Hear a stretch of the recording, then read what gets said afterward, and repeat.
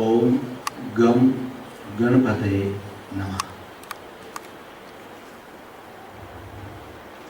हृदय की गहराइयों से इस दिव्य महामहोत्सव में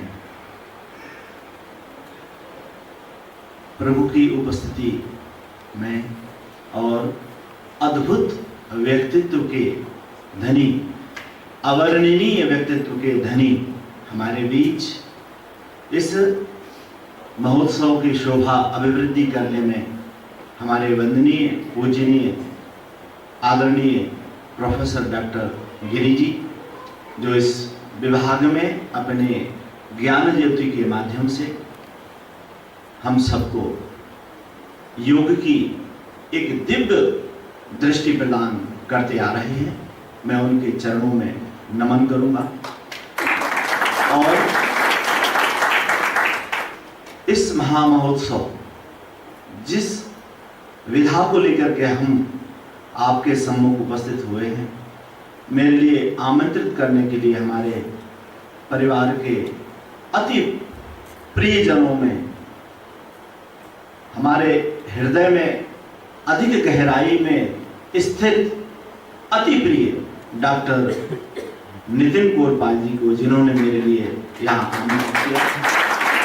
हमारे सम्माननीय पंक्ति में विराजमान विद्वान, विदुषी और आप जैसे विश्व के वो सुनहरे चमकते अनमोल रत्न, जिनकी रश्मियों का अवलोकन आने वाला विश्व देखेगा, ऐसे मेरे हृदय की गहराइयों में स्थित चमकते मेरे योग विभाग के विद्यार्थी, मेरे लिए 10-15 मिनट केवल बोलने के लिए दिया गया है। आयु वर्ग को ध्यान में रखते हुए मैं कहीं विचलित ना हो जाऊं, इसलिए मैं आपके सामने कर्म और भक्ति ही सुनाऊंगा। प्राप्त की है, यह ईश्वर कृपा प्राप्त बिना संभव नहीं था कि आपने योग विषय को आत्मसात किया है। ये आपके और मेरे भाग्य का भी बड़ा अनमोल बेला का ये पल जो है। मैं अपने आप को आज इसलिए धन्य कहना चाहता हूं। मैं आत्मीय बात कहने के लिए आपके सामने नहीं आया हूं, पर मैं कुछ पलों के लिए भावुक हो रहा हूं इस स्मृति को लेकर के कि मैं इस योग धरा के कण कण को अनंत नमन करने में भी अक्षम हूं, क्योंकि ये वो मुझे धरा स्मृति दिला रही है जो मैं नहीं हूं और बना हूं। इस धरा में आकर मैं इसलिए अभिभूत हो गया हूं, भावुक हो रहा हूं, क्योंकि 1954 को जिस पृथ्वी की इस दिव्य धरा पर आप और मैं विराजमान हूं, 1954 में मेरे सदा पूज्य अविस्मरणीय पिताजी ने, जो सागर के राजा थे, उनको श्रीमद् भागवत का कथा श्रवण कराया था। और उस समय मैं मिश्र होने के कारण जाति से, क्योंकि आप योग के हैं, जाति नहीं मानते, मैं भी जाति में विश्वास नहीं रखता हूं, क्योंकि जाति भेद, रंग भेद, धर्म भेद आदि ईश्वर के प्रति समभाव से वंचित करते हैं। और हमारे ये महान योगी कृष्ण ने इस भेद से हम सबको रहित रखा है। यदि हम रंग भेद में, जाति भेद में, वर्ण भेद में, मोटा पतला, काला गोरा के भाव में स्थिर रहेंगे, तो हमारी यह अस्थिरता हमारे लिए ईश्वर प्राप्ति में बहुत बड़ी बाधक बन जाएगी। इसलिए मैं जाति भेद, रंग भेद में विश्वास नहीं करता हूं। यह ज्ञान उन महायोगी के कथन का अनुसरण है जिनके जन्म आनंद महोत्सव को मनाने के लिए हमारे परिवार के साथ मैं यहाँ पर उपस्थित हुआ हूँ। तो मैं अपनी बात कहने आपके सम्मुख नहीं आया हूं, पर वो स्मृति में यहां पहुंचने के बाद मुझे याद आया कि यह वही पूज्य धरा है जिस धरा पर सागर के राजा को मेरे पिताजी ने श्रीमद् भागवत का पाठ सुनाया और मिस्र से मेरे लिए राजगुरु की पदवी प्राप्त हुई, इसलिए मैं गुरु सरनेम लिखने लगा, नहीं तो मैं मिस्र हूं। तो मैं इस तरह को प्रणाम करता हूं। और अब अपनी मैं मूल बात पर आता हूं। मैं आपको भक्ति, कर्म और ज्ञान की कुछ पंक्तियां से अवगत कराऊंगा, पर मैं यह कहते भी नहीं भूल रहा हूं कि मैं जो कथन आपके सम्मुख प्रस्तुत करने जा रहा था, वो उससे अच्छा, जैसा मैं बोलने जा रहा हूं उससे अच्छी प्रस्तुति तो हमारे बीए के छात्र छात्राओं ने रश्मि रथी के माध्यम से, अनामिका और शिक्षा के माध्यम से, एक लघु नाटिका की प्रस्तुति के माध्यम से, हमारी अच्छी छात्रा सोनी के माध्यम के भजन के माध्यम से जो उसने कथन अपने भजन गायन के माध्यम से आपके सामने प्रस्तुति की, हम उसको भुला नहीं सकते। हमारे एक होनहार विद्यार्थी ने स्वयं कृष्ण बनकर जो नृत्य प्रस्तुति दी, यह अद्भुत रही। हमारे विद्वान डॉक्टर साहब ने अपने उद्बोधन में कम समय में बहुत कुछ कह डाला, या कुछ कहने लायक छोड़ा ही नहीं कि हमें किस स्थिति से हमारे लिए आगे बढ़ना है। तो मैं यह कहना चाहता हूं कि चाहे वो हमारी मंच संचालिका विदुषी छात्रा हो, चाहे यहाँ प्रस्तुति में नृत्य के माध्यम से, भजन के माध्यम से, कविता के माध्यम से, और आप यह अवलोकन करने में शायद ज्यादा सक्षम होंगे कि हमारे वंदनीय इस विभाग की शोभा को सुशोभित करने वाले हमारे प्रोफेसर डॉक्टर गिरी जी प्रारंभ से लेकर अंत तक आपको एकाग्रता स्वरूप में योग का ज्ञान देते रहते हैं।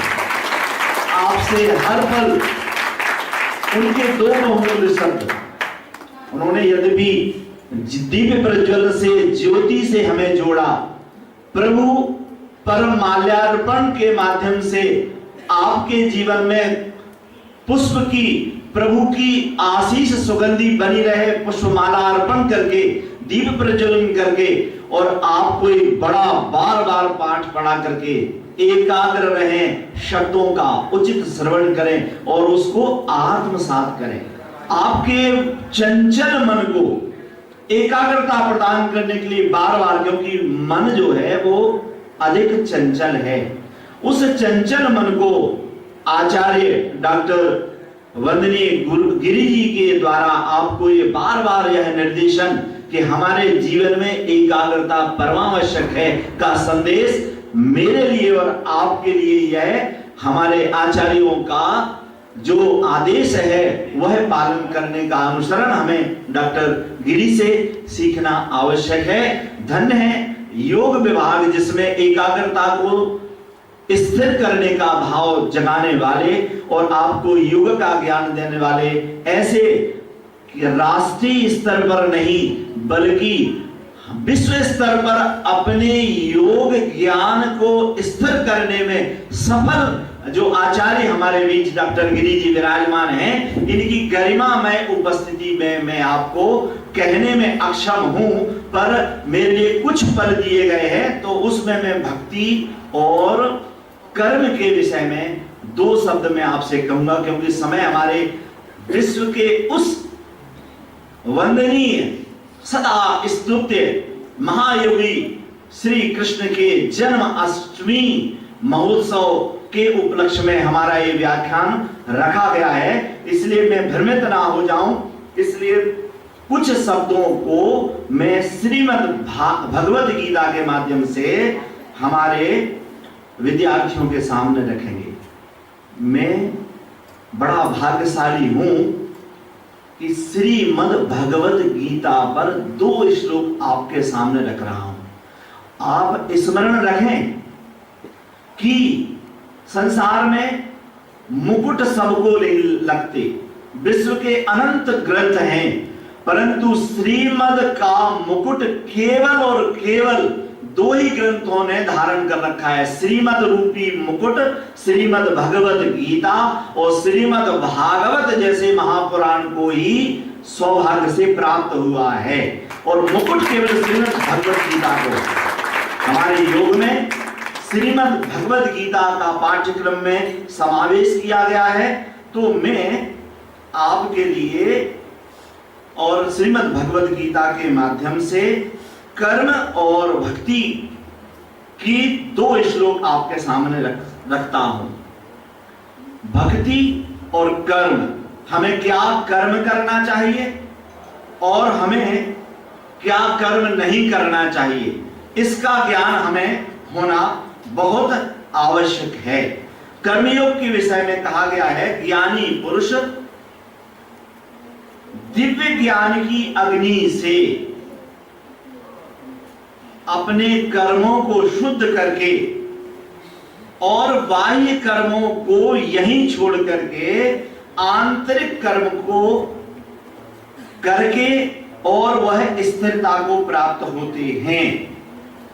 मैं आपको कर्म के विषय में बताते हुए कि हमें क्या करणीय है, क्या अकरणीय है, क्या भोज्य है, क्या अभोज्य है, हमें क्या करना चाहिए, इसके विषय में तीसरे अध्याय के 9वें श्लोक में श्रीमद् भगवत गीता के यह पंक्ति भगवान के श्रीमुख से अवतरित होती है। पंक्ति कौन सी है? यज्ञार्थात् कर्म कर्मणो अन्यत्र लोकोयम कर्म बंधनः तदर्थम कर्म कौन्तेय मुक्त संगा समाचर। यह आपको श्रीमद् भगवत गीता के तीसरे अध्याय के 9वें श्लोक में प्राप्त होगा, जो आप अवगत हैं, जानते हैं, पर मैं कुछ शब्दों पर अधिक जो है बल देने के लिए आपके सामने हूं। क्या है? यज्ञो वै विष्णु। यज्ञ भगवान विष्णु का ही नाम है, भगवान के अनंत नाम है। जैसे योगी भगवान कृष्ण के अनंत नाम हैं, आज मैं श्री कृष्ण के शब्दार्थ को भी आपके सामने रखूंगा, क्योंकि शब्दार्थ नाम पता रहने पर हम लोग शब्दों से भ्रमित होकर के और यथार्थ से अपरिचित रह जाते हैं।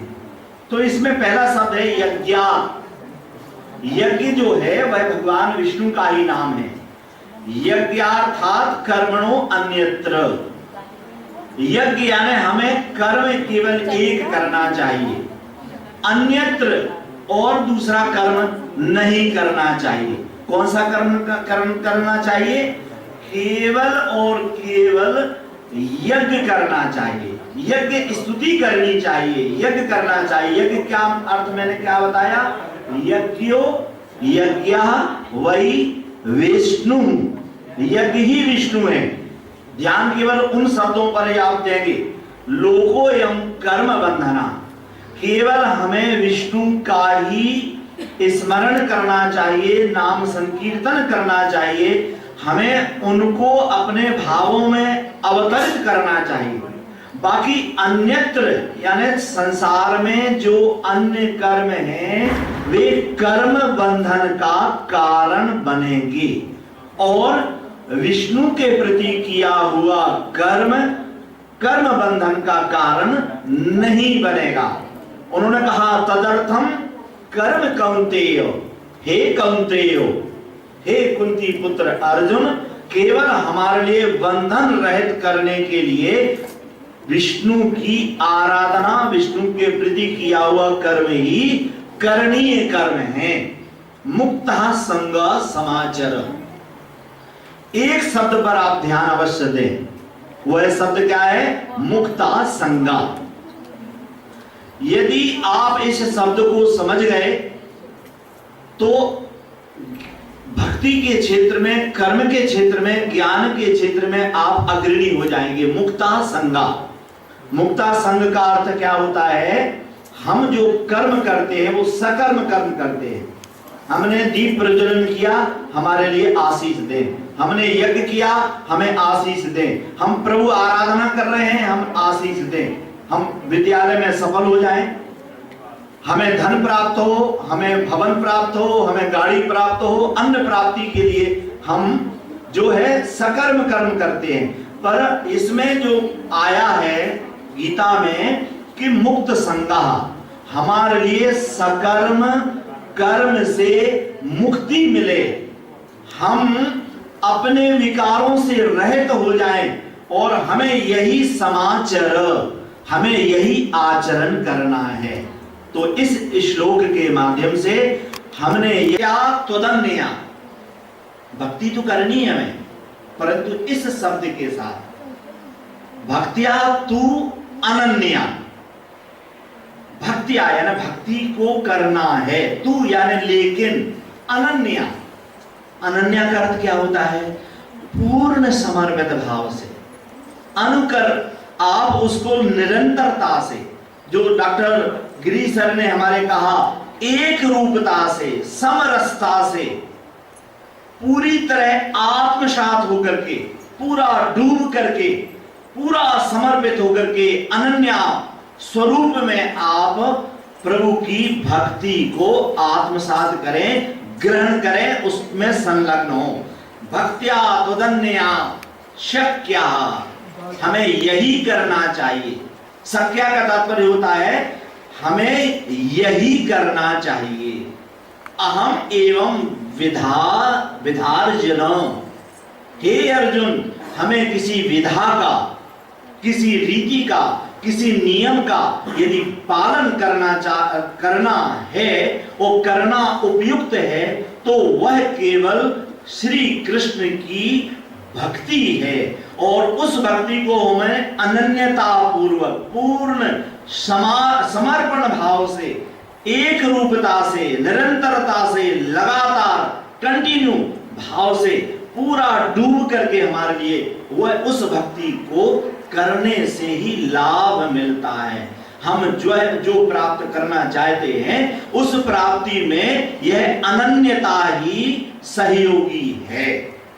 ज्ञातुम द्रष्टुम, अभी यहां पर अनामिका के द्वारा एक एकांकी स्वरूप में कृष्ण और अर्जुन के रथ पर विराजमान स्वरूप को वर्णित किया गया था। वही इसमें प्रभु स्वयं वर्णन कर रहे हैं कि यदि तुम अनन्य भाव से, भक्त्या अनन्या, आप अनन्य भाव से जब आप मुझे आत्मसात करोगे तो तुम मेरे लिए ज्ञातुम, तुम मुझे जान जाओगे। और द्रष्टुम, मैं इस दृष्टि से, इस सांसारिक दृष्टि से, इस अल्प दृष्टि से उस दिव्य दृष्टा को देख नहीं पाते। तो कृष्ण यह कहते हैं कि यदि तुम मुझ में निरंतरता रखोगे, लगातार, निरंतर, कंटिन्यू भाव, पूर्ण रूपता, पूरा समावेश आप मेरे प्रति रखोगे, तो इस अनन्यता से तुम मुझे द्रष्टुम ज्ञातुम, तुम मुझे देख भी पाओगे और आप मेरे लिए जान भी पाओगे। ज्ञातुम द्रष्टुम जो तत्वेन, तत्वेन यानी तत्व से जानना। मैं थोड़ा यहां रुकूंगा। क्या होता है, हम लोग जो समझते हैं, जो दिखता है, उसके सूक्ष्म स्वरूप को जानने में हम अक्षम हो जाते हैं, हम समझ नहीं पाते। जैसे तत्व से प्रभु कह रहे हैं कि तुम मुझे जान भी पाओगे और मुझे देख भी पाओगे। संसार में यह कथन है, प्रसारित है कि प्रभु को आप देख नहीं पाते। आप योगी हैं, योग के माध्यम से उस परमात्मा की उपस्थिति का अनुभव आप करते हैं, ये आपसे वंचित नहीं है। पर वो कह रहा है आप मुझे, वह वंदनीय, वह स्तुत्य कह रहे हैं कि आप मुझे देख भी पाओगे और आप मुझे तत्व से जान भी पाओगे। पर कब जान पाओगे? जब आप अपनी पूर्ण अनन्यता मेरे प्रति स्थिर रखोगे, तो हमारी कमी क्या है कि हम अपनी अनन्यता उस परमात्मा के प्रति निरंतर नहीं रख पाते हैं जिसे हमें रखना है। और वह निरंतरता स्थिर करने पर हमें वह दिखाई भी देगा और उसके हम तत्व को समझ भी पाएंगे। और प्रवेष्टुम च परंतप, उन्होंने कहा हे परंतप, तप बल से ही प्रभु प्राप्ति संभव है। हे परंतप, हे कृष्ण, हे अर्जुन, तुम अपने पूर्व संचित कर्मों के माध्यम से तुम मुझे फिर देख भी पाओगे और मेरे लिए समझ भी पाओगे। मैंने एक शब्द यहां प्रयोग किया था, उस पर मैं आपका ध्यान आकर्षित करना चाहता हूं, जिसको कहा मैंने तत्व। तत्व का तात्पर्य है, एक उदाहरण के माध्यम से आपको स्पष्ट करता हूं। जैसे मेरे सामने गाय का दुग्ध है, यह मैं और आप जानता हूं कि यह दूध है, और इस दुग्ध में केवल दुग्ध तक ही हम रहें तो हमें अधिक गूढ़ ज्ञान प्राप्त नहीं होगा, क्योंकि उस दुग्ध में मक्खन सन्निहित है, उस दूध में मक्खन है, पर हमें वह दूध में मक्खन दृष्टिगोचर नहीं होता, दिखाई नहीं देता। तो वह नहीं है, यह नहीं कहा जा सकता। परंतु दूध से मक्खन प्राप्ति के लिए हमें अनेक विधियों का प्रयोग करना होगा। दूध को दधी और दधी को मथना, और मथनोपरांत हमारे लिए मक्खन प्राप्त होगा। तो दूध से मक्खन रूप में हम यहां यह कहना चाहते हैं कि संसार रूपी इस संसार में यदि परमात्मा रूपी मक्खन, ईश्वर रूपी सार यदि हमें प्राप्त करना है, तो उसमें भक्ति रूपी मथानी से, प्रेम की मथानी से यदि हम अनवरत प्रयास करेंगे, निरंतर प्रयास करेंगे, तो निश्चित रूप से हमारे लिए वह प्राप्त होगा। भक्ति युक्त कार्य भौतिक नहीं होते, वे अलौकिक होते हैं, आध्यात्मिक होते हैं, और वे सर्वथा अदूषित होते हैं। देखो, हम ज्ञान से जो कर्म करेंगे उसमें बंधन में पड़ेंगे, हम जो अन्य कर्म करेंगे वे बंधन में पढ़ाएगा, हमें बंधन में डालेगा। और यदि हम भक्ति युक्त कर्म करेंगे, ईश्वर को समर्पित होकर के काम करेंगे, तो हमारे कर्म बंधन का कारण नहीं बनेंगे। मूल बात में यह कह रहा हूं कि तुम कर्म करोगे, इस भौतिक जगत में कर्म करना हमारा स्वभाव है, कोई भी कर्म किए बिना रह नहीं सकता। मैं भी कर्म करता हूं, उसका विपाक बनता है, भाग्य बनता है, वही मुझे भोगना पड़ता है।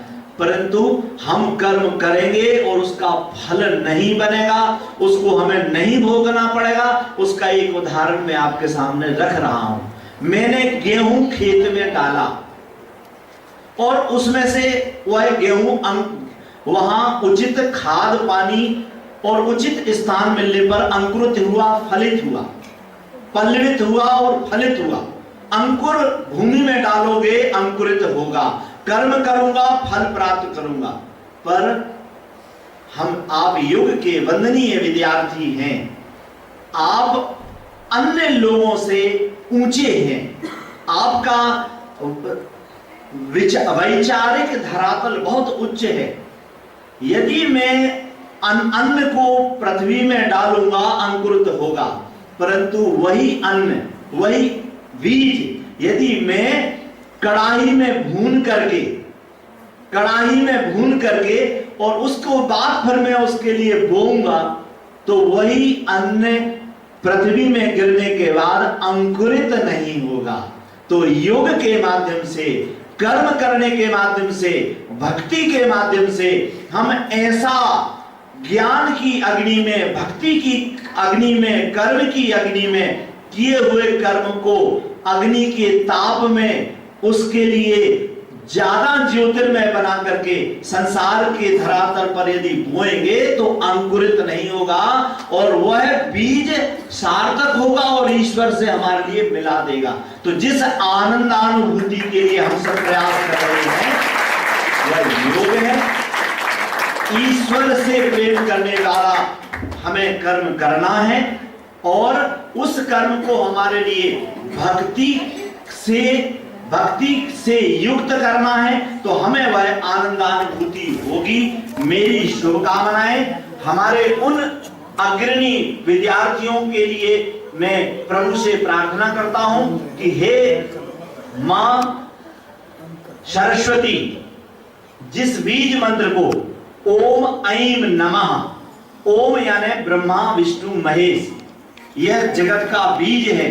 ओम लगाने से श्लोक मंत्र बन जाता है, इसलिए ओम लगाने से कोई श्लोक पढ़ रहे हैं। हमारे इस मंच से विदुषी छात्रा ने अनेक प्रकार के योग में है। योग के हम दो स्वरूप का पालन करते हैं। षडांग योग या षट कर्म के माध्यम से हम बाह्य प्रवृत्तियों को स्वच्छ बनाते हैं, नेति धोती कुंजल आदि करके, ध्यान प्राणायाम आदि करके हम आभ्यंतर की शक्तियों को जागृत करके उस परमात्मा से अपना योग यानी जोड़ना, आत्मा को परमात्मा से जोड़ने का नाम जो योग है। हम और परमात्मा एक ही है। मेरा नाम गुरु जरूर है, पर गुरु का कार्य वह नहीं है कि वह तुम्हें परमात्मा से मिलाने ले जाए। गुरु उसका नाम नहीं है। गुरु उसको कहते हैं जो ईश्वर हमारे आभ्यंतर में स्थित है, उससे उस स्थित ईश्वर से हमारा आत्मसात करा दे, उसी से जोड़ दे और उसको जोड़ने का नाम योग है। मैं अपनी वाणी को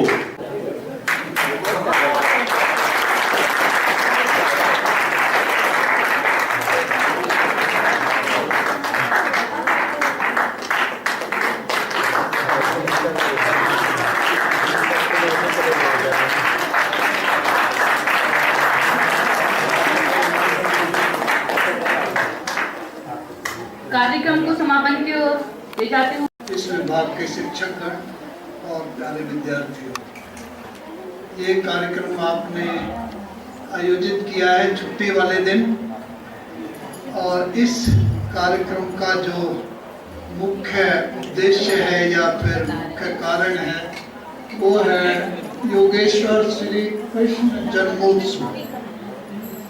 आज उसको हम मनाने यहाँ एकत्रित हुए हैं और बड़े अच्छे भाव से हम लोग आपके माध्यम से इसको मना रहे हैं।